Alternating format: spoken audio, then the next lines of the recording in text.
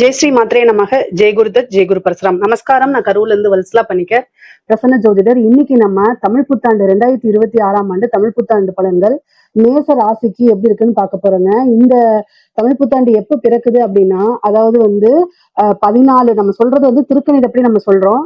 14/4/2026 காலை 9:30க்கு சதய நட்சத்திரத்துல இந்த வருடம் பிறக்குதுங்க.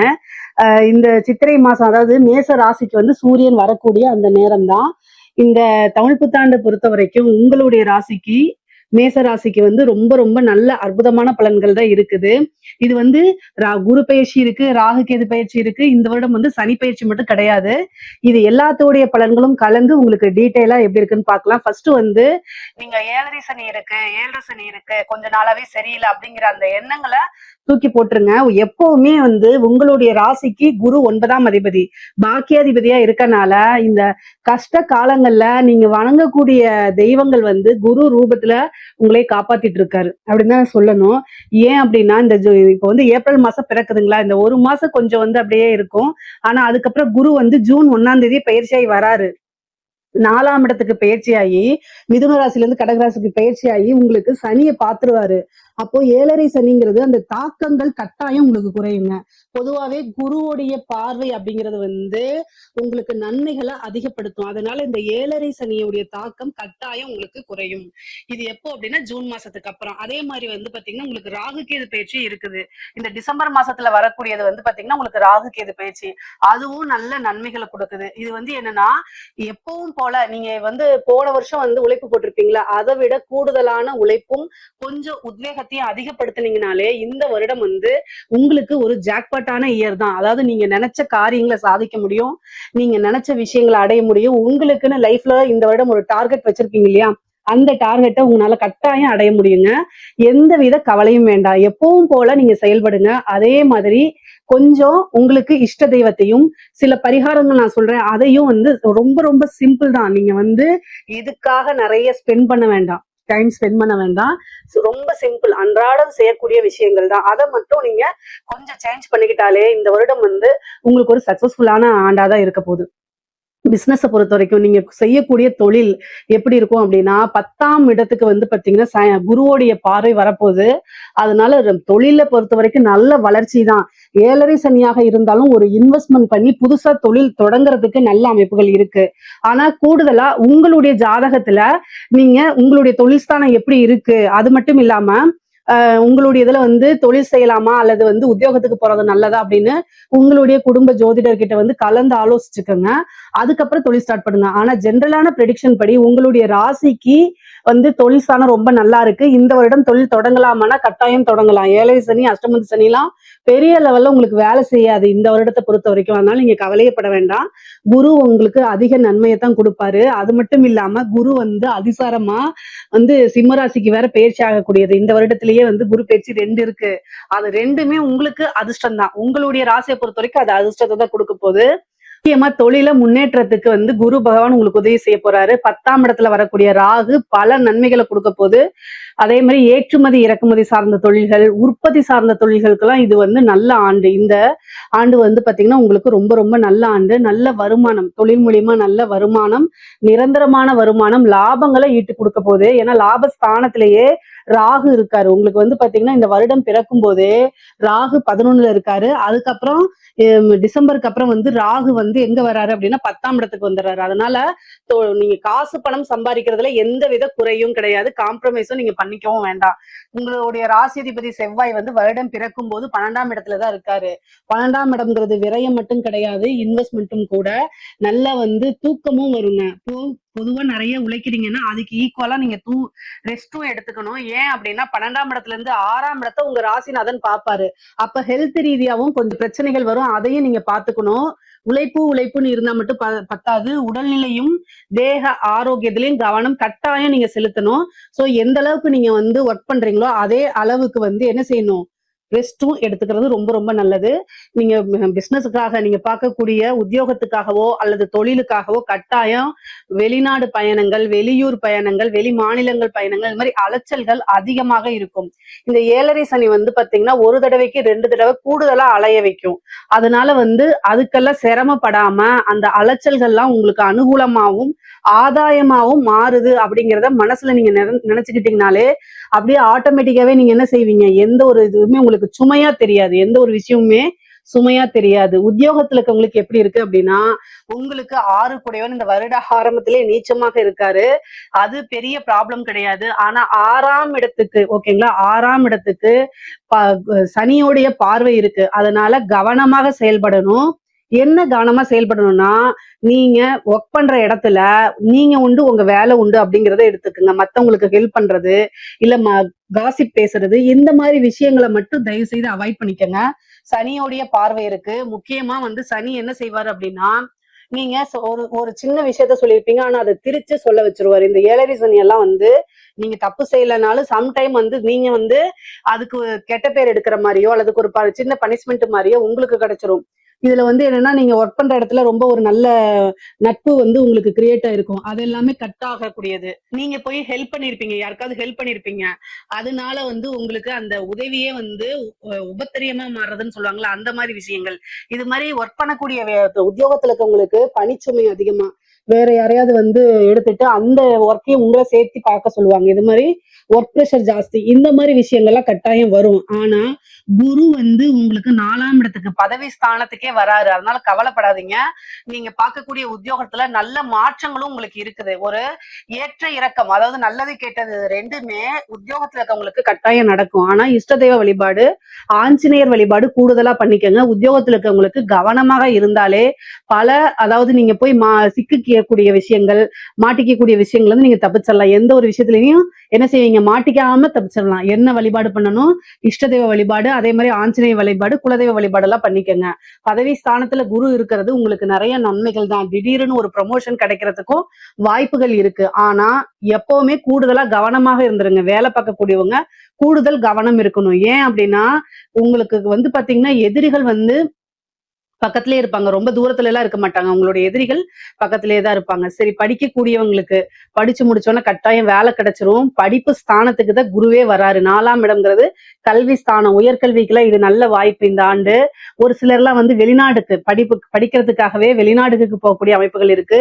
குருவோடைய பார்வையும் சரி, 10 குடையவரும் சரி 12ஆம் இடத்துல இருக்கனால, குருவோடைய பார்வையும் 12ஆம் இடத்துல இருக்கனால உத்தியோகத்துக்காகவோ தொழிலுக்காகவோ அல்லது படிப்புக்காகவோ வெளிநாடு, வெளியூர், வெளிமாநிலங்கள் பயணங்கள் உறுதியாக உண்டு. இந்த படிக்கக்கூடியவங்களுக்கு வந்து பாத்தீங்கன்னா என்ன கோர்ஸ் எடுக்கிறது அப்படின்னு வந்து குழப்பமான மனநிலை இருந்துச்சு அப்படின்னா நல்ல தீர்க்கமா ஆலோசிச்சு உங்களுடைய வெல்விசர் கிட்ட கலந்து ஆலோசிச்சுட்டு அதுக்கப்புறம் எடுங்க. அது வந்து உங்களுக்கு வாழ்க்கையவே நல்ல மாற்றங்களை, நல்ல விதமான மாற்றங்களை உண்டு பண்ணக்கூடிய ஆண்டுதான் இந்த ஆண்டு. ஏன்னா கல்வி ஸ்தானத்திலேயே குரு வராரு. அதே மாதிரி வேலை தேடிட்டு இருக்கவங்களுக்கு எல்லாம் பதவி கட்டாயம் கிடைக்கும். முக்கியமா இந்த கவர்மெண்ட் சர்வீஸ் எழுதுறீங்க, சர்வீஸ் கமிஷன் எக்ஸாம்ஸ் எழுதுறது, இந்த எஸ்எஸ்சி எக்ஸாம்ஸ் எழுதுறது, பேங்க் எக்ஸாம்ஸ் எழுதுறது, டெட் எக்ஸாம்ஸ் எழுதுறது, யூபிஎஸ் இருக்கு இல்லைங்களா, அந்த எக்ஸாம்ஸ் எல்லாம் எழுதுறதெல்லாம் வந்து யூபிஎஸ்சி எக்ஸாம்ஸ் எழுதிட்டு வெயிட் பண்ணிட்டு இருக்கீங்க அப்படின்னா கட்டாயம் ஒரு நல்ல இது கிடைக்கும். ஏன் அப்படின்னா உங்களுக்கு வந்து பதவி ஸ்தானத்துக்கு ஒரு குரு வராருங்க. அதே மாதிரி குரு வந்து 10ஆம் அதிபதியை பாக்குறாரு. அப்போ வந்து கட்டாயம் ஒரு உத்தியோகத்துல போய் உட்காரக்கூடிய அமைப்புகள், திடீர்னு ஒரு அரசாங்க பதவி கிடைக்கக்கூடிய அமைப்புகள் இந்த வருடம் முழுவதுமே வந்து பாத்தீங்கன்னா உங்களுக்கு ரொம்ப உத்தியோகத்துல இருக்கவங்களுக்கு முக்கியமா கவர்மெண்ட் சர்வீஸ் கிடைக்கிறதுக்கு வாய்ப்புகள் அதிகமாக இருக்கு. அதனால கவலையப்பட வேண்டாம். மேச ராசியில் இருக்கக்கூடிய பெண்களுக்கு இப்ப இந்த வருடம் வந்து பாத்தீங்கன்னா உங்களுக்கு வந்து ரொம்ப ரொம்ப அருமையாக இருக்கு. என்னன்னா இவ்வளவு நாளா உங்களுக்கு ஏதாவது ஒரு விஷயங்கள் தள்ளி போயிட்டே இருக்கும். ஒரு விஷயத்த நீங்க ஸ்டார்ட் பண்ணணும்னு நினைப்பீங்க, ஆனா முடியாம போயிருக்கும். பட் ஆனா வந்து இந்த வருடத்துல வந்து அதை கட்டாயம் நீங்க பண்ணிருவீங்க. என்ன சாதிக்கணும்னு நினைக்கிறீங்களோ அத்தனையுமே நீங்க செய்ய ஆரம்பிச்சிருங்க. அதுக்கு உண்டான அமைப்புகள் தானாவே வந்துரும். ஃபேமிலி சப்போர்ட் கிடைச்சிரும். உங்களுக்கு குரு 4ஆம் இடத்துக்கு வரனால ஃபேமிலியோட சப்போர்ட் கிடைச்சிரும். 2 கூடிய சுக்கரனும் நல்ல நிலைமையில தான் இருக்காரு. அதே மாதிரி குடும்பஸ்தானமும் ரொம்ப அற்புதமான நிலை தான். உங்களுக்கு வந்து சனியோடைய பார்வை 2ஆம் இடத்துக்கு இருந்தாலும் 10 குடைவருங்கிறதுனால குடும்பமே இப்ப வந்து உங்களுக்கு ஃபேமிலியில வந்து சப்போர்ட் கிடைக்கலன்னா கூட இந்த டைம் வந்து ஃபேமிலியே நீங்க ஸ்டார்ட் பண்ணக்கூடிய பிசினஸ்க்கு சப்போர்ட் பண்ணுவாங்க. நீங்க ஒர்க் போயிட்டு வாங்க, நான் இங்க கொஞ்சம் பாத்துக்கிறேன், ஒர்க்கை நான் ஷேர் பண்ணிக்கிறேன் அப்படிங்கக்கூடிய சூழ்நிலை எல்லாம் இந்த வருடம் உங்களுக்கு கிரியேட் ஆக போகுது. அதனால தாராளமா நீங்க என்னன்னு நினைக்கிறீங்களோ அத்தனை விஷயங்களும் நீங்க ஸ்டார்ட் பண்ணலாம். உங்க கையில காசு பணம் புழங்கக்கூடிய டைம் தான் இது.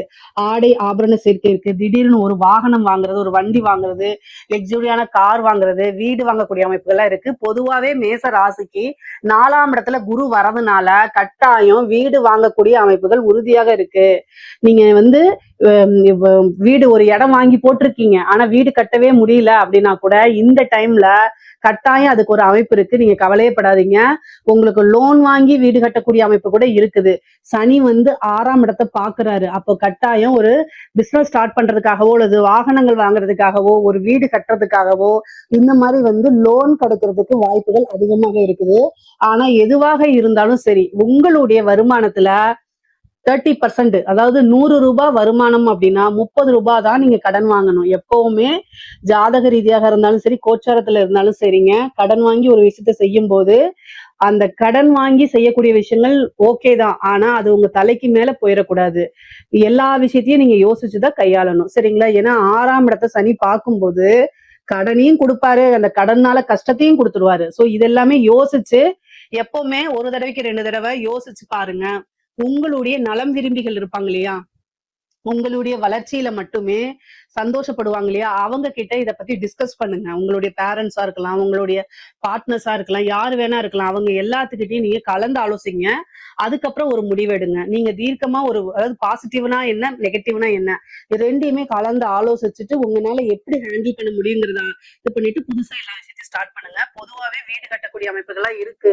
இந்த டைம் இது கரெக்டா நீங்க யூஸ் பண்ணிக்கிட்டீங்கன்னா மிகப்பெரிய லெவல்ல அது உங்களுக்கு நன்மையா தான் மாறும். அதே மாதிரி திருமணம் சார்ந்த விஷயங்கள், உங்களுக்கு களத்திரஸ்தானம் சொல்லக்கூடிய 7ஆம் இடத்தை குரு வந்து ஜூன் மாசம் வரைக்கும் தான் பாக்குறாரு. அதுக்கப்புறம் குருவோடைய பார்வை கிடையாது. அதே மாதிரி ராகு கேதுக்களுடைய பார்வையும் இல்ல. ராகு கேதுவும் உங்களுக்கு 7ஆம் இடத்துல வரல. சனியோடைய பார்வையும் கிடையாது. சோ களத்திர ஸ்தானத்தை பொறுத்த வரைக்கும் உங்களுக்கு எந்த கிரகங்களுடைய பாதிப்புகளும் இல்லாதனால, எந்த கிரகங்களுடைய நன்மையோ தீமையோ இல்லாதனால உங்களுடைய சுய ஜாதகத்துல 7ஆம் அதிபதியுடைய திசை அல்லது 7ஆம் அதிபதியுடைய புத்தி இந்த மாதிரி நடந்துட்டு இருக்கு அப்படின்னா தாராளமாக நீங்க பண்ணலாம். தாராளமாக மேரேஜ் பண்ணிக்கலாம். ஆனா குருபலமோ அல்லது பெருசா இந்த சனியோடையதோ ராகு கேது அந்த மாதிரி விஷயங்கள்லாம் இல்ல. அதனால நீங்க பண்ணிக்கலாம். ஆனா புத்திர பாக்கியம் இருக்கு. கல்யாணம் ஆகி ரொம்ப வருஷமா உங்களுக்கு குழந்தை இல்ல அல்லது கல்யாணம் இப்பதான் ஆயிருக்கு அப்படின்னாலுமே உங்களுக்கு புத்திர பாக்கியம். ஏன்னா குரு வந்து 5ஆம் இடத்துக்கு அதிசாரமாக 2 மாத காலம் வராரு. அப்ப அந்த டைம்ல வந்து புத்திர பாக்கியம் நிறைய பேத்துக்கு கொடுப்பாரு. முக்கியமா வந்து பாத்தீங்கன்னா மேச ராசியை பொறுத்த வரைக்கும் ஹெல்த் ரீதியா இருக்கக்கூடிய பிரச்சனைகளை கவனமா இருக்கணும். சனி 6ஆம் இடத்தை பாக்குறாரு. 6 கூடையவர் உங்களுக்கு பகையாவும் இருக்கனால உங்களுக்கு வருமானம் ஒரு பக்கம் வரும்போது அதுக்கு உண்டான செலவுகளும் அதிகமாக ஆகும். அதனால கவனமாக இருந்து நீங்க செயல்படுங்க. இந்த வருடம் ஆரம்பத்துல உங்களுடைய ராசிநாதன் செவ்வாயும் அதே மாதிரி சனியும் வந்து என்ன செய்யறாங்க, சேர்ந்து இருக்கிறாங்க. கூட புதனும் சேர்ந்திருக்கனால ஒரு சிலருக்குலாம் வந்து வியாதி என்ன வியாதினே கண்டுபிடிக்க முடியாது. அந்த மாதிரி நமக்கு யாராவது செய்வன வச்சுட்டாங்களாங்கிற மைண்ட் அளவுக்கு சிந்திக்கிற அளவுக்கு போயிருங்க. அதனால ஹெல்த்ல ரொம்ப கவனமா இருங்க. வண்டி வாகனங்கள்ல போகும்போது ரொம்ப கவனமாக போங்க. இந்த ராகுவும் கேதுவும் பெயர்ச்சி ஆனதுக்கு அப்புறம் நிறைய நல்ல மாற்றங்கள் உங்களுக்கு உறுதியாக இருக்கு.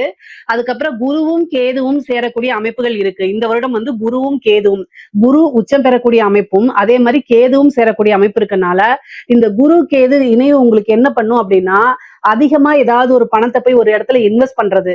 அப்போ ஒரு இன்வெஸ்ட்மெண்ட் பண்ணும்போது இந்த இன்வெஸ்ட்மெண்ட் நமக்கு எப்படி ரிட்டர்ன்ஸ் ஆகும், இது தேவைதானா அப்படிங்கிறதும், இன்னொருத்தங்களுக்கு கடன் கொடுக்கும் போதோ ஒரு பணம் கொடுக்கும் போதோ ஒரு நம்பிக்கையின் பேரிலோ அல்லது டாக்குமெண்ட் வாங்கிட்டோ இந்த மாதிரி விஷயங்கள்லாம் கொடுக்கும்போது ரொம்ப கவனமா, என்ன கேட்டா கொடுக்காம இருக்கிறதா நல்லது. உங்ககிட்ட நிறைய காசு பணம் இருக்கலாம், ஆனா தேவை நம்மளுடைய உயிர் நண்பன், நம்ம சொந்தக்காரங்க, அக்கா தம்பி அண்ணன் இந்த மாதிரி நினைச்சு நீங்க கொடுத்துருவீங்க. ஆனா அது திரும்ப வராது. இந்த வருடத்துக்கு மட்டும் நான் சொல்றேன். அதுக்காக நீங்க யாருக்கும் உதவி செய்யாதீங்கன்னு நான் சொல்ல வரல. ஃபர்ஸ்ட் உங்களுடைய விஷயங்களை தான் நீங்க பிரதானமா எடுத்துக்கணும். அதுக்கப்புறம் தான் மீதி எல்லாமே. சோ இந்த குரு கேது இணைவு கொடுத்த பணம் வெளியில வராம அல்லது பணம் காசு திரும்ப ரிட்டர்ன் வராம இருக்கிறது. நீங்க ஒரு பிசினஸ் பண்ணிட்டு இருக்கலாம். ஆனா அந்த பிசினஸ்ல நீங்க வந்து ரொட்டேஷனுக்காக இப்ப வந்து நீங்க ஒரு உற்பத்தி சார்ந்த விஷயங்கள் ஏதாவது ஒரு ப்ராடக்ட கொடுக்குறீங்க. அந்த பணம் வந்து திரும்ப உங்களுக்கு ரிட்டர்ன் வரணும் இல்லையா, அது வராம போகிறதுக்கு கூட வாய்ப்புகள் இருக்கு. அதனால அக்ரிமெண்ட் போடுறது இல்லைன்னா நீங்க செக் வாங்குறது இந்த மாதிரி விஷயங்களை ரொம்ப கவனமாக செயல்பட்டீங்கனாலே மேக்சிமம் பிரச்சனைகள் வராது. பணம் காசு விஷயங்கள்ல கூடுதல் இந்த வருடம் வந்து கூடுதலா கவனம் உங்களுக்கு கட்டாயம் தேவை. கலைத்துறை சார்ந்தவங்களுக்கு வந்து எப்படி இருக்கு அப்படின்னா அருமையாக இருக்குங்க. கலைத்துறை சார்ந்தவங்களுக்கு வந்து இந்த வருடம் வந்து நிறைய பெரிய லெவல்ல உங்களுக்கு விருதுகள் கிடைக்க போகுது. நிறைய ஆப்பர்ச்சுனிட்டிஸ் வந்து குமிய போகுது. 7.5 சனி அப்படின்லாம் நீங்க நினைக்காதீங்க. உங்களுடைய ஃபீல்டை பொறுத்த வரைக்கும் நீங்க எதுவாக இருந்தாலும் சரி, ஒரு ஆக்டரா இருக்கலாம் அல்லது சிங்கரா இருக்கலாம், கலை அப்படின்னு வந்துட்டாலே பாசிட்டிவோ நெகட்டிவோ நீங்க ஃப்ரேம் ஆகிறது ஃப்ரேம் ஆக போறதுதான். ஸோ அதனால எந்த ஒரு விஷயத்துக்கும் நீங்க வந்து எக்ஸிடேட் ஆகாதீங்க. ஈஸியா எல்லா விஷயத்தையும் அப்ரோச் பண்ணுங்க. அதே மாதிரி எந்த வாய்ப்பு வந்தாலும் விடாம புடிச்சுக்கோங்க. இந்த வருடத்துல நீங்க மிகப்பெரிய லெவல்ல மக்கள் கிட்ட பிரபலியமாகக்கூடிய வாய்ப்புகள் இருக்கு. அதனால அரசாங்கத்துல உயரிய விருதுகள் உங்களுக்கு கிடைக்கிறதுக்கு வாய்ப்புகள் இருக்கு. முக்கியமா வந்து காசு பணம் நல்லா சம்பாதிக்க முடியும். ஏன்னா எல்லா அமைப்புகளிலுமே வந்து கலைத்துறைக்கு ரொம்ப ரொம்ப சூப்பரா இருக்கு. இந்த மேசராசியில இருக்கவங்களுக்கு எந்த ஃபீல்டா இருந்தாலும் சரி, கலைத்துறையில இருக்கவங்களுக்கு ரொம்ப ரொம்ப அருமையாக இருக்கு. அதே மாதிரி வந்து அரசாங்க துறையில இருக்கக்கூடியவங்களுக்கு ரொம்ப ஜாக்கிரதையாக தான் இருக்கணும். உங்களுக்கு 6ஆம் இடத்தை சனி பாக்குது 12ல இருந்து. அதனால என்னன்னா உயர் அதிகாரிகளுடைய அழுத்தங்கள் கொஞ்சம் கூடுதலாக இருக்கலாம். அதனால உயர் அதிகாரிகள் சொல்றது அப்படியே கேட்காம நீங்க என்ன பண்ணணும் அப்படின்னா எதுவா இருந்தாலும் ரிட்டர்ன் ஆர்டர் கொடுங்க அப்படின்னு நீங்க சொல்லுங்க. இல்ல அப்படின்னா நீங்க பனிஷ்மெண்ட் வாங்கிடுவீங்க. என்ன பண்ணுவாங்க அப்படின்னா நான் சொல்லவே இல்லை அப்படின்றாங்க. ஒரு பிரச்சனைன்னு வரும்போது உயர் அதிகாரிகள் வந்து வாய் வழியா சொல்றது இல்லாம என்ன செய்யுங்க அப்படின்னா ரிட்டர்ன் ஆர்டர்ல வாங்குங்க. இல்ல ரிட்டர்ன் ஆர்டர்ல கொடுக்க முடியாதுன்னு உங்களை மிரட்டுறாங்க அப்படின்னா நீங்க லீவ் போட்டோ அல்லது வேற பக்கம் டிரான்ஸ்ஃபருக்கோ நீங்க ட்ரை பண்ணுங்க. மேக்சிமம் உங்களுடைய உத்தியோகத்தை அதாவது அரசாங்க பதவியை காப்பாத்திக்கிறதுக்கு என்ன வழிகள் இருக்கு அப்படிங்கிறத நல்லா சிந்திச்சு செயல்பட்டாலே பெரிய லெவல்ல மாட்ட மாட்டீங்க. முக்கியமா லஞ்ச லாவணியங்களை ஈடுபடாதீங்க. 7.5 சனி காலங்கள்ல சனி வந்து உங்களுக்கு ஃபர்ஸ்ட் ஆப்பர்ச்சுனிட்டிஸ் கொடுப்பாரு.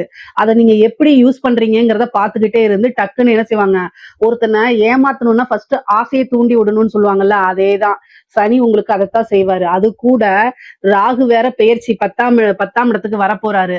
அப்ப என்ன ஆகும் அப்படின்னா நல்ல ஆசையை தூண்டி விடுவாங்க. அதுக்கப்புறம் கப்புன்னு பிடிச்சு அங்க இருந்து வெளியில தள்ளி விட்டுருவாங்க. சோ இந்த நிலைக்கு ஆளாகாம ரொம்ப ரொம்ப கவனமாக இருங்க. முக்கியமா உங்களோட ஒர்க், உங்களுடைய ஜாப் ஃபங்க்ஷன்ஸ் இதுல கரெக்டா ஹேண்டில் பண்ணிட்டீங்கன்னா மிகப்பெரிய லெவல்ல பிரச்சனைகள் வராது.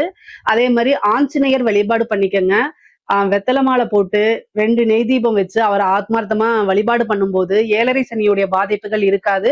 உத்தியோகத்திலையும் எந்தவித இடைஞ்சல்களும் இருக்காது. பொதுவா உங்களுக்கு எதிரிகளுடைய தொந்தரவு அதிகமாக இருக்கு. உங்களுடைய ராசிக்குடையவரை அஷ்டமாதிபதியும் இருக்காரு.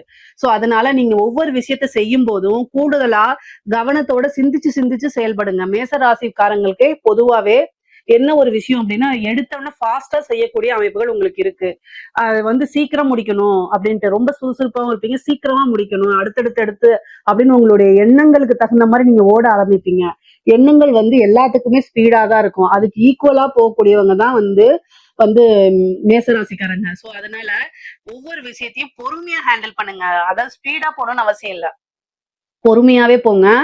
முயலும் ஜெயிக்கும், ஆமையும் ஜெயிக்கும், முயலாமை ஜெயிக்காது அப்படிங்கிற மாதிரி எந்த ஒரு விஷயத்தையும் நம்மளால பண்ண முடியும் அப்படின்னு யோசிச்சு பொறுமையா இதுக்கு என்ன வழி அப்படிங்கக்கூடிய ஒரு விஷயத்த சிந்திச்சு செயல்பட்டாலே எந்த இடத்துலயுமே உங்களுக்கு ஃபெயிலியர் அப்படின்னு வராது. அரசியல் துறை சம்பந்தப்பட்டவங்களுக்கு அரசியல் எதிர்காலம் உங்களுக்கு எப்படி இருக்கு அப்படின்னா 7.5 சனியில பாதிப்புகள் இருக்கனால கட்டாயம் பிரச்சனைகள் இருக்கு. உங்களுக்கு அரசியல்வாதிகளாக இருந்தீங்க அப்படின்னா நீங்க இந்த வருடம் வந்து உங்களுக்கு மிகப்பெரிய லெவல் எல்லாம் கிடைக்காது. எதுவுமே கிடைக்காது.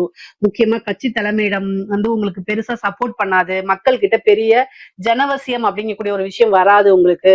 நீங்க முன்னால செஞ்ச தவறுக்கெல்லாம் வந்து ஒரு ட்ரோல் போடுவாங்க, இல்ல ஏதாவது ஒரு கேஸ் போடுவாங்க, கோர்ட்டு கேஸ்ன்னு அலையிற மாதிரி இருக்கும்.